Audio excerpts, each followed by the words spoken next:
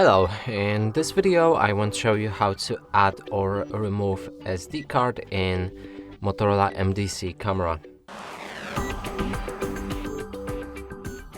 So to do this you will need a micro SD card, and the slot for it should be located right here under the lock button. Now simply place your card like it's instructed on the icon right here. And you will need to push it in with your finger, so don't worry. You could also use your fingernail for that. And when you hear a click, that means it's placed. Now to remove it, simply push on it again. And then just take it out. And that's it for this video. Hope you like it. Please consider subscribing to our channel, leave a like and a comment below.